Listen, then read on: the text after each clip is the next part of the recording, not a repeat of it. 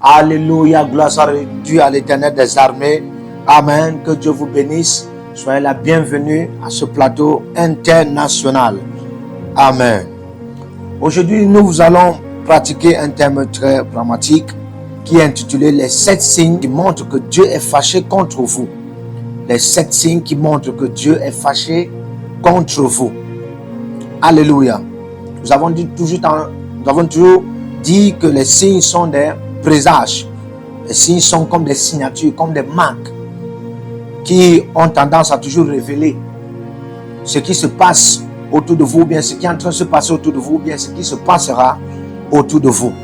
Alléluia. Alors le premier signe ici, c'est l'effondrement des fondements. L'effondrement des fondements et la fondation de certains aspects de votre vie, très important. L'effondrement des fondements et la fondation de certains aspects de vos vies, très très très important. Il arrive souvent comme ça dans la vie de plusieurs personnes qui se posent des questions et qui n'ont jamais eu de réponse. Quand ils voient des choses s'écrouler, surtout comme par exemple des gens qui construisent des grandes maisons, ils construisent des grandes chapelles, ils construisent des grandes agglomérations. Ils se posent des questions de savoir qu'est-ce qui se passe quand il y a écroulement soudain, écroulement spontané. Quand de tels tombent sans qu'il n'y ait même de guerre, sans qu'il n'y ait de bataille. Qu'est-ce qui se passe? La plupart des fois, ça révèle aussi la colère d'un esprit supérieur contre vous. Et l'un des esprits très supérieurs, nous parlerons ici de Dieu. Et restant dans le contexte biblique, c'est très clair, selon Lamentation 2, le verset 2. Dieu révèle sa colère et le peuple d'Israël qui a commencé à connaître les fondements de beaucoup de leurs biens qu'ils avaient déjà bâtis et établis. Parce que Dieu était en colère contre eux. Selon ce contexte biblique, nous pouvons aussi voir une image pour comprendre quand de tels nous arrivent que Dieu est en colère contre nous. Et si Dieu est en colère contre nous et l'on voit par des effondrements, des fondements et des fondations de tout ce que nous avons bâti, vous venez de construire une très grande maison, vous venez de construire une très grande villa, vous venez de construire une très grande société, vous venez même de bâtir votre agglomération européenne, africaine, asiatique, peu importe, surtout dans des grands milieux, ça peut vous rapporter des centaines de milliers de dollars, mais subitement, cela s'écroule. Vous n'avez pas fait de problème avec quelqu'un, vous n'avez pas discuté avec quelqu'un, mais cela s'écroule. Sachez que ce n'est pas un homme, ce n'est même pas seulement un esprit, ce n'est pas seulement une sorcière, ou parlons d'un démon qui est fâché contre vous. Non, c'est Dieu lui-même. Alléluia. Amen. Il faut souligner, entre parenthèses, ici, que cet effondrement de vos fondements et de vos fondations ne pourrait être expliqué par qui que ce soit. Je connais certaines personnes parfois qui atteignent ces situations et puis ils partent vers des charlatans, ils partent vers des marabouts pour savoir qu'est-ce qui ne va pas. Par exemple, c'est le cas de Saül dans la Bible. Il ne comprenait pas pourquoi son royaume était dans les fondements. Dans 1 Samuel 28, il ne comprenait pas pourquoi. Et puis, son cœur était tourmenté, son cœur était dans la confusion. Et il ne pouvait plus consulter Dieu par les rêves, par la Bible, ou bien même par la loi, ou encore par les prophètes. Il ne pouvait plus. Il a fait recours à une nécromancienne pour consulter Dieu, pour en avoir une pensée de ce qui n'allait pas. Beaucoup sont comme ça, quand ils voient cet effondrement de tout ce qu'ils ont établi, de ce grandiose, ils ne peuvent pas comprendre ce qui ne va pas. Ils partent vers des charlatans, des marabouts, ils partent vers des sorciers, des fétiches, pour savoir qu'est-ce qui ne va pas. Et alors parfois, pour aussi connaître que c'est Dieu, regardez le comportement de ces féticheurs, de ces marabouts, de ces charlatans. Ils vont automatiquement vous chasser. Oui, c'était le caractère de la nécromancienne. Dès qu'elle a fait appel, après avoir fait ses fétiches, elle a fait appel à un esprit supérieur Et quand elle a vu, la Bible proclame qu'elle a dit qu'elle voit quelqu'un monter comme un Dieu. Et c'était Samuel qui était dans l'assemblée de Dieu. Alléluia. Parce que quiconque est dans l'assemblée de Dieu a une image de Dieu directe. C'était Samuel qui était là dans l'assemblée de Dieu. Et il a eu la même image que Dieu. Et quand elle l'a vu, elle s'est exclamée. Et elle ne pouvait pas supporter. Elle a tourné la face contre eux. Elle a tourné la face contre eux, celui qui venait la consulter. Ça arrive à plusieurs personnes. Quand certains ne peuvent plus remédier, des grands sorciers, des grands marabouts ne peuvent pas remédier, ne comprennent même pas, ne parviennent pas à expliquer la situation, sachez que Dieu lui-même est fâché contre eux, contre vous. Alléluia. Alors, deuxième signe qui montre que Dieu lui-même est fâché contre vous, Dieu est en colère contre vous, la perte soudaine de vos privilèges, vos opportunités. La perte soudaine de vos privilèges, vos opportunités. Vous voyez? Amen. Dans Daniel chapitre 6, il y avait un roi qu'on appelait le roi Belshazzar. C'était le fils de Nebuchadnezzar. Lorsque tu hérites de la royauté, tu as toutes les opportunités et les privilèges qu'il te faut. Tu te réjouis comme tu veux. Si tu veux, tu prends des femmes. Si tu veux, tu prends des chameaux. Tout ce que tu veux. Tu peux envahir le royaume avec tout comme tu veux. Mais s'il y avait quelque chose, son père Nebuchadnezzar avait un caractère de manifester ce qu'on appelait la déportation de Babylone, tandis qu'il se déportait chaque fois en Israël et ils avaient la capacité par la permission divine d'entrer dans le temple et de prendre les choses dévouées à l'interdit. Et puis quand ils prenaient ça, puisque Dieu leur avait donné cette volonté permissive, ils prenaient tout ça et ils entraient à Babylone avec. Et quand ils rentraient à Babylone, même à Babylone, ces instruments, ces accessoires d'adoration et de référence envers l'Éternel, le Dieu d'Abraham, Isaac et Jacob et Jéhovah, était toujours gardé, c'était toujours voué à l'interdit. Mais c'est pourquoi au temps de Nebuchadnezzar, le roi veillait sur cela et lui n'avait jamais fait mauvais usage de tous ces accessoires, de tous ces instruments qui étaient pour le service de Dieu au temple en Israël, quand cela y était.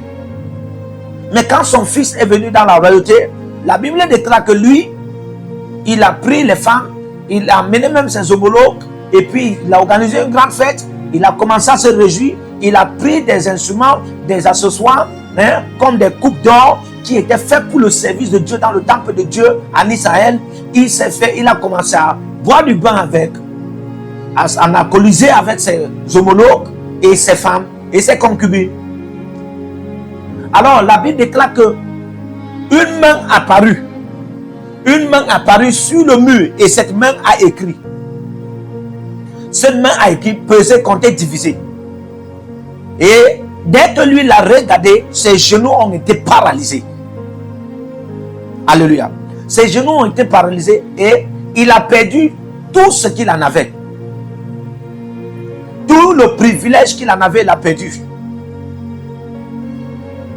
En une seule fraction de seconde, il a perdu les relations internationales.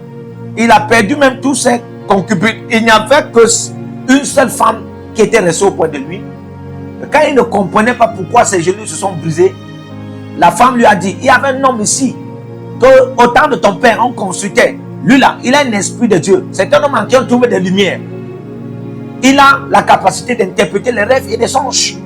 Faisons recours à lui, appelons-le. Lorsqu'on a fait venir Daniel, lui, il a proposé à Daniel que si Daniel parvient à décortiquer ce qui lui est arrivé et qui est écrit au mur, il va placer Daniel au troisième rang de la supériorité de Babylone. Et s'il vous plaît, quand Daniel l'a fait, le roi l'a placé au troisième rang de la domination de Babylone et directement, dès qu'il lui a mis le colis sur le cou, ce roi est mort sur le champ. Là, ça monte encore. Vous voyez, le privilège de la vie, il a perdu. Il a perdu tout ce qu'il en avait. Et lui-même, il a perdu sa vie. Là, ça montre combien de fois vous pouvez voir par là, quand vous perdez déjà les privilèges, vous perdez des opportunités faciles que vous avez l'habitude d'en avoir. Vous perdez des bonnes relations, des bonnes relations amicales qui sont toujours auprès de vous. Quand vous perdez ça facilement, sachez que vous perdez ça facilement et vous ne parvenez pas à expliquer. Et aucun esprit auprès de vous, même vos rêves et vos visions, ne parvient pas à expliquer. Sachez que la colère de Dieu est contre vous. Alléluia. Troisième signe, l'absence régulière et permanente de la joie et la paix. L'absence régulière et permanente de la joie et la paix. Dans Ésaïe 57, le verset 20, on voit la colère de Dieu qui avait ôté la paix et la joie. Il n'y avait plus existence de la paix ni de la joie. Et là, ça prouvait combien de fois le peuple était dans la mélancolie, le peuple était dans la tristesse, dans les tourments et dans les confusions. Vous savez, dans Romains 10, le verset 11, la Bible dit, crois au Seigneur Jésus-Christ et tu ne seras point dans la confusion. Crois au Seigneur Jésus-Christ et tu ne seras point dans la confusion. Et puis dans Psaume 16, le verset 11, la Bible dit, car tu me montreras les pavés de la vie, car dans ta présence, il y a abondance de joie. Notez bien, car dans ta présence, il y a abondance de joie. Ça veut dire que quand la présence de Dieu n'est pas là, il n'y a pas la joie. Il y a la confusion. Il n'y a pas la paix. C'est la preuve que la colère de Dieu est là. Beaucoup de gens ne parviennent pas à en avoir la paix. Beaucoup de gens ne parviennent pas à en avoir la joie. Le fait que tu es fier parce que peut-être tu as eu 100 000 aujourd'hui n'est pas la joie. On est fier parce que quelque chose s'est fait. C'est pas un fait qui nous rapporte de manière avantageuse qui nous donne de la fierté parfois. Mais la joie est un fruit de l'esprit. La joie dépend de la présence de Dieu. La joie, vous l'en avez quand Dieu est là. Alléluia. Mais quand même vous n'avez rien et vous ne parvenez pas à être en joie, sachez que la colère de Dieu est là. C'est même un secret pour connaître, pour certaines personnes qui traversent le désert. Il y a des déserts que ce n'est plus Dieu. Il y a des déserts que ce n'est pas l'attaque. Il y a des déserts parce que c'est la colère de Dieu. Alléluia. Et pour connaître, c'est l'absence de la joie, l'absence de la paix. Alléluia. Quatrième signe, vos piliers, vos aides, vos partenaires et même vos biens matériaux deviennent vos ennemis subites. Vos piliers, vos aides, vos partenaires et même vos biens matériaux deviennent vos ennemis subites. Job 8, le verset 15. Job raconte combien de fois presque tout ce qu'il en avait et ses personnes, ses amis et ses partenaires l'ont quitté. Alléluia. Même à un certain moment, selon Job 2, le verset 9, la femme de Job qui était restée la seule personne qui était restée auprès de lui était même contre lui. Même ses trois amis qui se disaient les consolateurs proches du temps de détresse de Job étaient même aussi contre lui. En train de lui réciter les versets bibliques, monter et descendre, matin, midi, soir. Alléluia. Quand vous perdez les partenaires, vos piliers, il y a des hommes de main. Souvenez-vous de notre Maître Jésus-Christ. La colère de Dieu, sous forme de ténèbres, l'avait envahi sur la croix. Même Dieu l'a laissé. L'esprit l'a quitté. Tous les frères et les sœurs, les mères, les tantes, les amis, tous là sont partis. Il a perdu les serviteurs, perdu les disciples en une fraction de temps. Quand vous voyez, parce que la colère de Dieu avait grondé. Pourquoi? Parce que tout le péché était sur lui. Et le Saint-Esprit, Dieu, ne pouvait pas rester là. C'est une image qui nous révèle quand Dieu est en colère contre nous, il y a des choses qui ne vont pas. Il y a des piliers qu'on va perdre. Il y a des aides même de destinée que vous allez perdre. Il y a des partenaires. La Bible dit dans Amos 3:3, deux vont-ils ensemble sans toutefois s'accorder. Quand vous voyez des gens ne s'accordent plus avec vous, les gens ne sont plus OK avec vous, les gens ne sont plus d'accord, et vous vous posez 1000 questions, sachez qu'il y a une colère divine qui est là. Alléluia.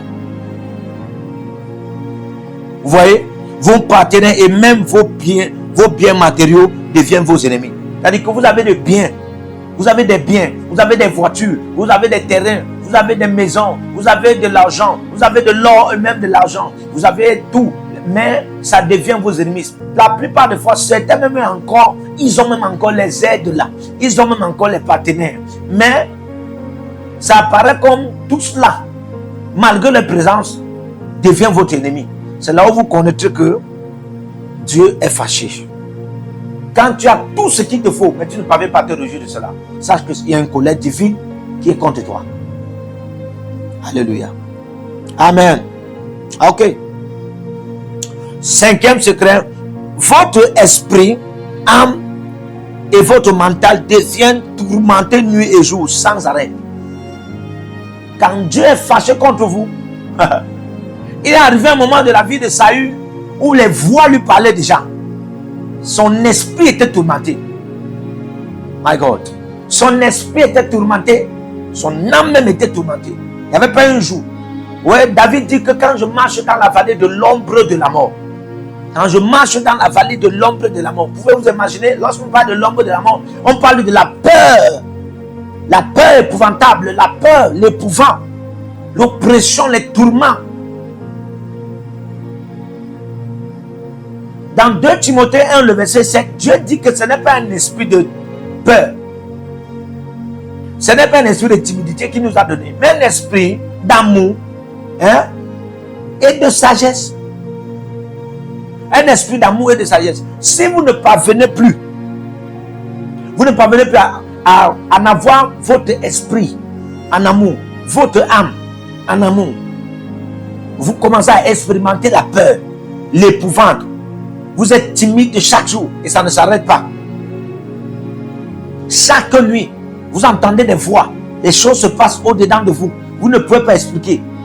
La prière même, ça ne donne pas. Le jeûne que vous faites, ça ne donne pas. Plus vous jeûnez, plus vous êtes énervé contre vous.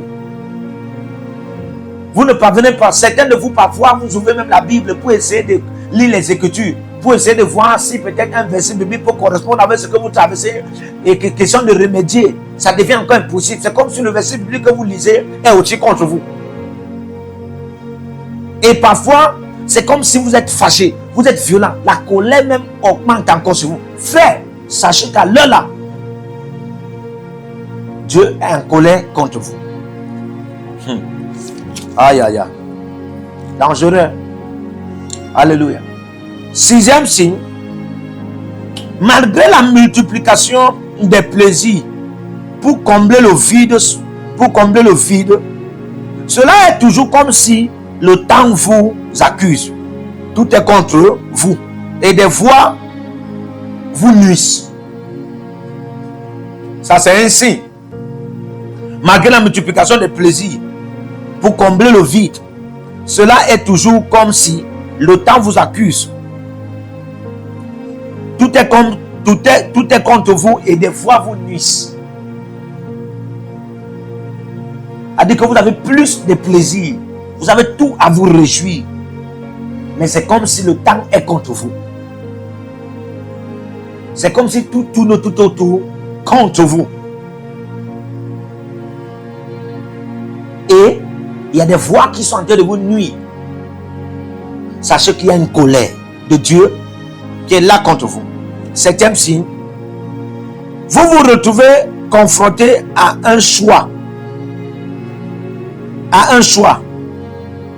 De se repentir, de se pendre, ou de mourir, ou de prendre une fuite que vous n'allez jamais accomplir.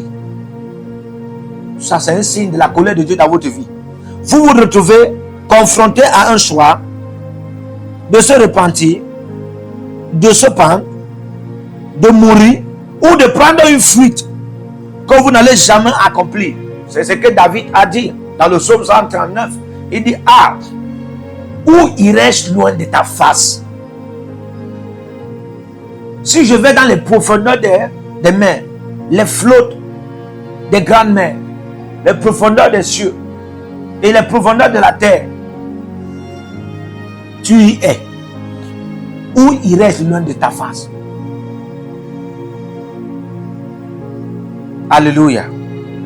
Ça montre combien de fois vous allez toujours, cette idée, cette pensée, cette voix va monter en vous comme de fuir. Il y a des gens comme ça. Ils sont dans une famille et tout vous énerve et vous voulez fuir. Mais en même temps, quand vous dites que vous voulez fuir, c'est comme si il y a une idée qui apparaît là comme vous allez aller où? Vous allez fuir, vous n'allez jamais accomplir cette fuite. Vous serez toujours en train de fuir. Il y a des gens qui vont dire que non, je quitte ici, je vais partir. Je vais quitter ici, je vais partir à Yaoundé. Je quitte ici. Je vais partir à telle ville. Il part à telle ville. Il est dans telle ville, il part encore dans notre ville.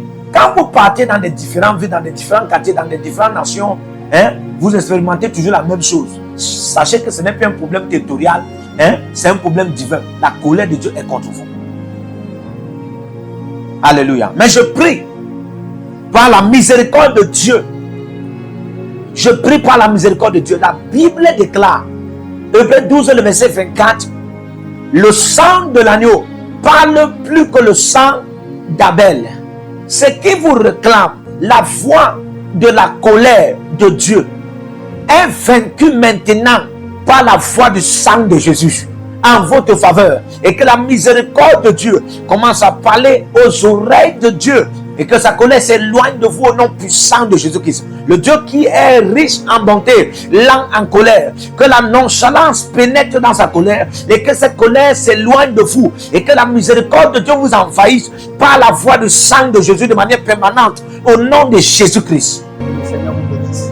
Partout où vous êtes connectés au prophète Jérémie Naou, à la source de feu de Jéhovah Kamera. Donc si vous vous connectez par vos semences, vous allez puiser du feu, le feu dévorant. Donc connectez-vous maintenant partout où vous êtes. Au Togo, voici, nous avons le fruit de Togo. Connectez-vous maintenant. Togo, connectez-vous et puisez le feu dans vos batailles. Vous êtes en Côte d'Ivoire, connectez-vous maintenant par MTN et libérez votre semence par Wave sur Flows ou Home sur MTN et puisez le feu dévorant du Saint-Esprit dans vos batailles.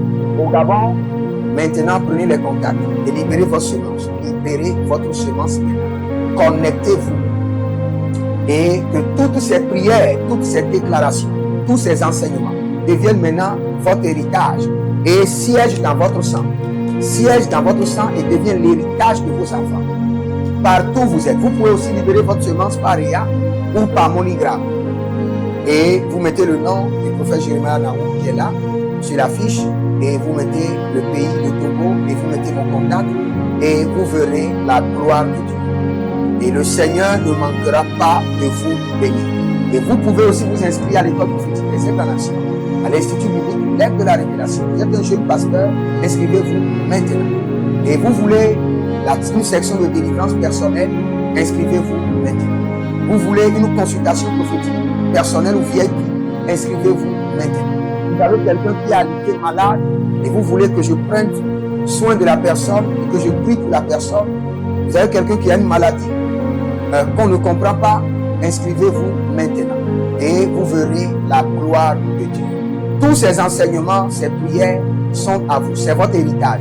Utilisez-les, priez avec, partagez et vous verrez la gloire de notre Seigneur Jésus-Christ de Nazareth. Et n'oubliez jamais, avant de partir, libérez vos semences et écrivez: l'Éternel a parlé, l'Éternel a agi. Shalom.